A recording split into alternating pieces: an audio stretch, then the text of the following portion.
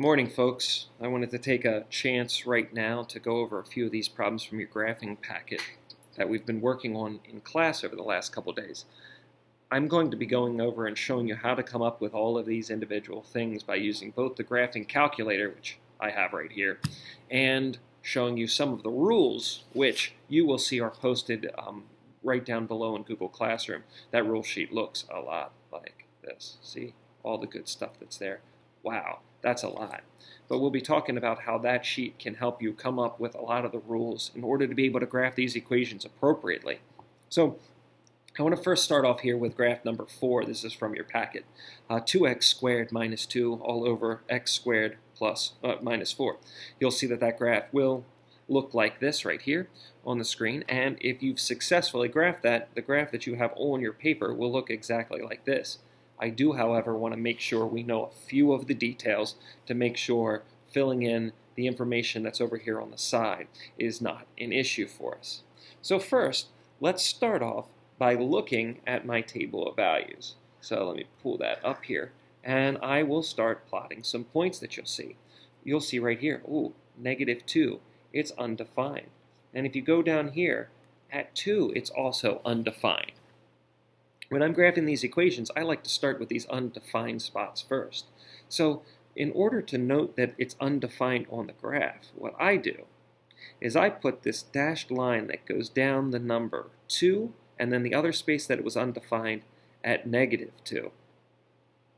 And if you look on your graph, let me get rid of this table of values. If you look on your graph, you'll see here at +2 and at -2, there doesn't seem to be any graph. As a matter of fact, that looks like the line that divides this graph into 3 parts. Now, my graph's not really in 3 parts, but it looks that way. We'll talk more about that next class. So if I'm drawing that, you'll see that these lines, these imaginary lines that I have at 2 and at -2 are what's going to help kind of divide the graph up. You'll also notice that I seem to have this horizontal line that kind of divides my graph as well. Now, that, based upon rules that I know, happens at +2. What rules are you talking about? Well, it's these rules right here. So I'm looking at 2 specific things to help me graph these dashed lines. The vertical lines that I drew first are called vertical asymptotes. And we'll talk exactly about what an asymptote is next class as well. But what it means is if it doesn't simplify with something on the top. Now we'll talk about that later. We're going to set the bottom equal to 0 and we're going to solve it. So what does that mean? In this particular equation, we see x squared minus 4. So we'll say x squared minus 4, and we'll set that equal to 0. And if I can do this in my head, I'll see x squared minus 4 equals 0, x squared minus 4 equals 0. And what I know is I can factor that to x minus 2, x plus 2. And that means that I have x equals +2 and x equals -2. That is where these 2 lines are coming from, the 2 vertical asymptotes. So I'm going to go ahead and write that in there. X equals +2 and x equals -2. I'll fill those in. And that comes from this algebra right here. So I'm going to label that too so we don't vertical asymptote. Okay? That's how I'm coming up with those there. Now what about this horizontal line at 2? Well, that's got a little more complicated of a rule here. So what we're looking at is we're looking at the 2 equations that we have, the one that's on the top and the one that's on the bottom. Now, if the degree on the top is greater than the degree on the bottom, well, we don't have that going on in this particular equation. You'll see that the degree on the top is 2 and the degree on the bottom is 2. So definitely not the first situation. We got the second situation going on. If the degree on the top is equal to the degree on the bottom, okay, the degree is 2, the degree is 2. They're equal to each other. Then there's a horizontal asymptote at y equals a over b. What's a over b, you ask? Well, a over b is the leading coefficient at the top, and b is the leading coefficient on the bottom. So the leading coefficient on the top, if you remember from polynomials, is a 2, and the leading coefficient on the bottom is a 1. It's the number in front of the highest exponent. So based upon that information, I can fill in my horizontal asymptote. My horizontal asymptote is y equals, it'll be 2 over 1, which simplifies down just to 2. It's very important that it's y equals. So that's how I'm going to come up with the horizontal and the vertical asymptotes. The x-intercept. How in the world do I figure out what the x-intercept is? Well, if you remember algebraically, x-intercepts happen when y is equal to 0. Or in this particular case, when the whole equation is equal to 0. So let's see, so y equals 0 for the x-intercept. Okay, so I'm going to go down there and fill that in. And then I'm going to go ahead and write. So let's see here. So 0 equals 2x squared minus 2 over x squared minus 4. Now, what I'm going to do is, the first thing I'm going to do is I'm going to multiply both sides by the denominator, like cross-multiplying, right? Cross-multiplying the way that we solve fractions. And what happens is I get x squared minus 4 times 0, so that bottom goes away automatically. Everything goes away there. And I'm left with 0 equals x squared minus 2. So what you'll see when I'm finding the x-intercepts, set the y equal to 0 and solve. Usually, this only involves setting the top equal to 0. Why? Because the bottom's going to cancel itself out, so no problems. So let me continue solving this equation. So I know how to solve a polynomial. I just factor out as much as I can. That gives me 2 times the quantity of x squared minus 1. I need more room. I'm going to go up here. So 0 equals 2 times x squared minus 1. And I'm going to keep factoring.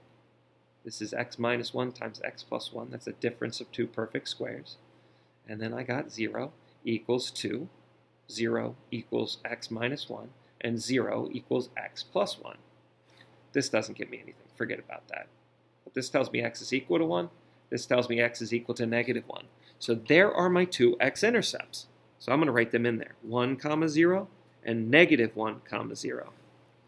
So I'll plot those points as well. That means I got a point here, and I got a point here. And if you look on your graph, which we can bring back up here for us, you'll see that that does in fact look like I have a an x-intercept here at positive 1 and 1 at negative 1. So far, so good. Next thing, what about the y-intercept? How do I figure out what the y-intercept is? Now, I'm going to need a little more room here. The y-intercept, as we remember, is when we set the x equal to 0 and evaluate the expression. Okay. So I'm going to set x equal to 0. I'm going to substitute 0 in here and 0 in here, and I'm going to come up with the answer. So let's see here. So that means y equals 2 times 0 squared minus 2 all over 0 squared minus 4. If I simplify that down, let's see here, 0 times that whole thing, so that's just turning negative 2. That's going to turn into negative 4, which means my y value is at 1/2, positive 1/2, because a negative divided by a negative is a positive. So that means my y-intercept here is at 0, 1/2.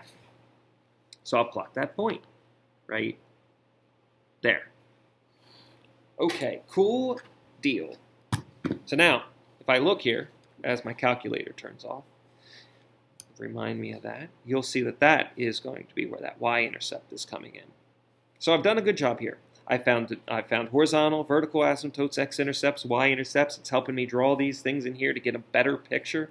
I can plot a couple more points for my table of values, but this guy right here is going to go towards that vertical asymptote on the right, and this is going to go towards that vertical asymptote here on the left. Now, please make sure your line does not cross that vertical asymptote. That's why I draw that dashed line in there, to help me with that particular part.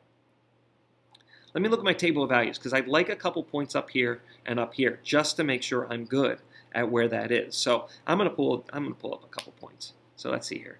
None of these look very nice. Ooh, how about negative 3, 3.2? So negative 3, and let's see, that's negative 3, then 1, 2, 3.2 is probably about there. We'll take a guess. Negative 4, 2.5, so negative 4, 1, 2.5 is probably about there. These values, of course, are going to get closer and closer to that horizontal asymptote. So let's make that happen like that. Okay, and then if I go up here, this is going to go closer to that. Wonderful. Okay, and I'll go on the other side. Let's go on the other side. Let's find some points, some nice values over there. Look at this. Look at this, 4, 2.5. Hey, that's very familiar. That's almost like it's that point reflected all the way over there. Neato. And then I got 3, 3.2. 3.2 is about there. That's cool. That's like the same point that was here. So if I think about this graph, it's going to look almost like it does on the other side. Nice. So there, I've now graphed that entire equation.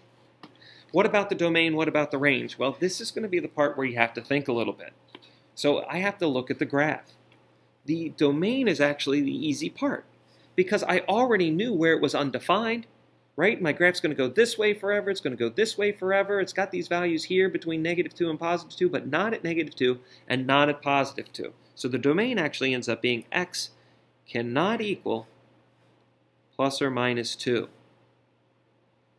If you wrote that in interval notation, it would look like this. It would be -infinity to -2, -2 to +2, and 2 to infinity. Whew, that's long. This is a lot shorter. The range, on the other hand, is going to be a little trickier. Okay, the range is a little trickier.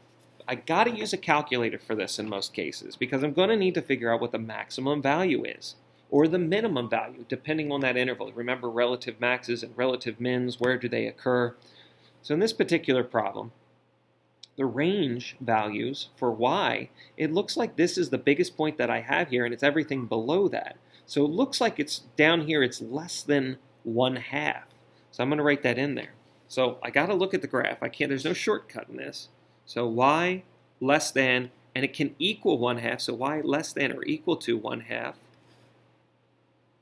And let's see here, we got more to it than that. It also looks like there's the 2, and it's 2 and up, so y greater than 2. That's going to be what my range is going to be for this particular problem. If you're going to write that in interval notation, the way some of you like, it's -infinity to 1/2 with a bracket since it can equal that, and then 2 to infinity. Notice it can't equal 2. There's no equal to sign there because of that asymptote. This is me filling in the entire equation for number 4. I won't go into this much detail in the next particular problem that I do, but I wanted to make sure that you had a full understanding of the first problem we did and how I came up with all of the things that I can fill in this column. It is going to require a little bit more work, but you need to make sure your graphs are as accurate as possible. Let me show you another problem. I'll be with you in a second. Well, that took me longer than it took you to watch in this video. The next problem I want to look at is problem number 21, 4x minus 12 all over x minus 5. I'm going to go through the exact same process as what I did last time. Hold on, I need to pause this and go get a piece of paper. Okay, I didn't have a nice piece of paper to do work on the bottom of this particular problem. So when we looked at the graph of this in our graphing calculator or using Desmos, we saw a graph that looks like this. So we're going to go through and we're going to find things just like we did last time. So for example, we have a vertical asymptote. We have a vertical asymptote. If you remember, that's when the bottom is equal to 0. Well, that's easy. That's over here at +5. So I'm just going to go ahead and draw that in right away. Using my rules, I also see that the degree on the top is the same as the degree on the bottom. So therefore, my horizontal asymptote will be at 4 over 1. So 4 over 1 simplifies down to 4. I can draw that in right there. I should have written those in there. So y equals 4, and the vertical asymptote at x equals 5. Okay, good deal. That was easy. The x-intercepts. Okay, x-intercepts happen. The x-intercept happens when y is equal to 0. So when my equation, or in this particular case, the top is equal to 0, so 4x minus 12, I'll solve that, divide by 4, I get x equals 3. So my x-intercept is at 3, 0. That was easy. Okay, we'll get that there. The y-intercept, how do I find a y-intercept? The y-intercept happens when x is equal to 0. So let's plug that in there. So y equals 4 times 0 minus 12 all over 0 minus 5. I get negative 12 over negative 5. Ooh, gross. 12/15. Well, that's good. I'm going to write that in there, 0, 12 over 15. However, when I'm graphing 12/15, that's not going to make much sense to me, so I'm going to go ahead and write that in there. Let's see here, that's 2 times and 2/5, so 2.4, so almost 2.5. So I can plot that in there right about there. So now, if I want a couple other points to be really nice to make sure I got this and can plot the points even better, I can use my table of values. And I can see, let's see, 1, 2 is a nice point. That's really nice. Then I got 2 and 1 1/3. That's really nice. Let's see, can I get 4? 4, negative 4 Even better. What about over here? How about -1? Let's go up to my table. -1, 2 2/3. Okay, what about -2? Even closer. And -3, +3. That's really nice. -4 and 3.1. So I can see it's going to gradually get closer there. So I'm going to go ahead and draw that in. Closer and closer to that horizontal asymptote, but never touching it. Okay. Now, if you were to look at your graph, though, it looks like there's something else that's up here. So again, I'm going to go to my table of values and help me figure that out. So 6.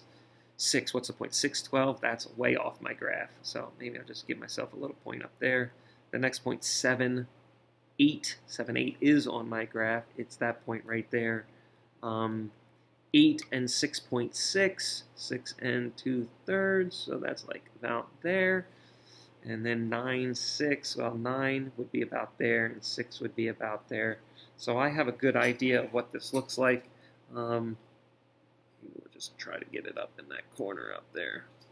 Not a lot of space for that, but I'm okay with it. So let's talk domain. Let's talk domain.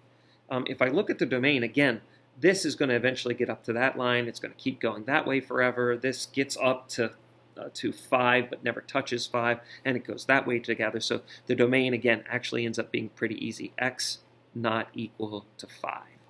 Okay? X not equal to 5. So again, you're going to find that the vertical asymptote and the domain are very much connected. Same thing with the range. The range in this particular case, it's like this equation goes up until it gets to 4, and this one goes down until it gets to 4, but it never gets to 4. So in this particular case, this problem is y cannot equal 4. Okay, so again, if we're doing interval notation, it looks like this, 5 to infinity, and for the range, -infinity to 4, and from 4 to infinity. That was a lot quicker to do this particular problem. I'm going to do one more with you. I'm going to show you what it looks like when we have a hole. So let's go to another problem. Okay, so the last one we're going to look at together here is number 18. And a lot of you, when we were talking about this in class, had realized that, hey, this simplifies down to a line. And I like the way you said that, simplifies down to a line.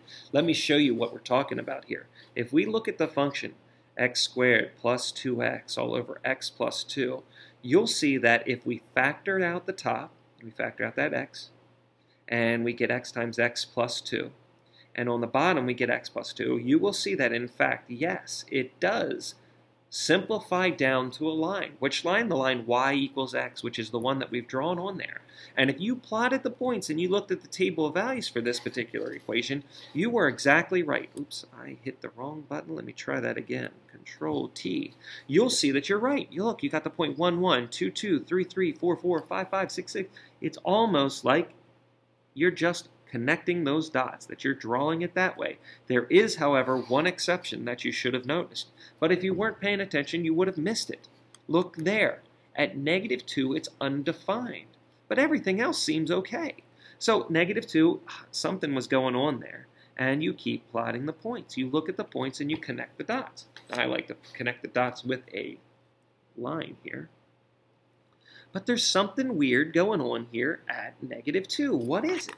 What's going on at -2? Let's fill in some things. Well, clearly, no vertical asymptotes, no horizontal asymptotes on this particular equation. And let's look at why. First of all, vertical asymptote. When's the bottom equal to 0? Well, we'll come back to that. That's that -2, which is just weird. We don't have an asymptote in this part. Now, why don't we? Because of this particular if it doesn't simplify. This simplifies. So this if it doesn't simplify, it does simplify, so we don't have any vertical asymptotes in this particular problem because that x plus 2 goes away in the particular equation. What about horizontal asymptotes? Horizontal asymptotes. Well, in this particular problem, the degree on the top is bigger than the degree on the bottom. So the degree on the top is, if the degree on the top is greater than the degree on the bottom, there's no horizontal asymptote. So we're in this first category here. No horizontal asymptote. So we're going to write that in there. None. Vertical asymptote. We're going to write that in there. None. Okay? X-intercept. X-intercept's easy. 0, 0. Y-intercept, the same because it passes through the point 0, 0. No thinking involved there. Here is the tricky part. it's simplified down. So what we have in this particular problem is a hole. And it can only occur if a quantity, that should be quantity, cancels on the top and the bottom. So we set the canceled quantity equal to 0 and find that x value of the whole. Well, in this particular problem, what canceled out? The canceled out part is x plus 2. So we're going to set that equal to 0, and we get x equals negative 2. So what happens is we actually end up right here having a hole. And you'll see that. You can't tell on the graph, right? The graph looks all normal. The graph looks normal. Doesn't look like there's anything going on over here at negative 2. But there is a hole. This is where the calculator is going to let us down if we're not sure, if we're not confident with our algebra. So there's a hole here. Now, negative 2, if we want to figure out where the y value is for that, right, we take the x value and we plug it into our simplified formula. So this line simplified down to y equals x. So if the x value of the whole is at negative 2, then we know y has to equal negative 2 as well, because I've just replaced this x with negative 2. So that's where the hole is. The hole is at the point negative 2, comma, negative 2. That's what I wanted you to fill down here in additional findings. We have a hole at negative 2, comma, negative 2. This makes the domain and range very easy, right? The domain is x cannot equal negative 2, and the range is y cannot equal negative 2. Okay. Please make sure, you had a couple that had holes in them. You had more than one that had holes in them. Please make sure you go back and take a look at those. So, using these rules, using the graphing calculator, the technology, you should now, and a little algebra, you should now be able to go back through and fill in all of this information down the side of your graphs. Good luck.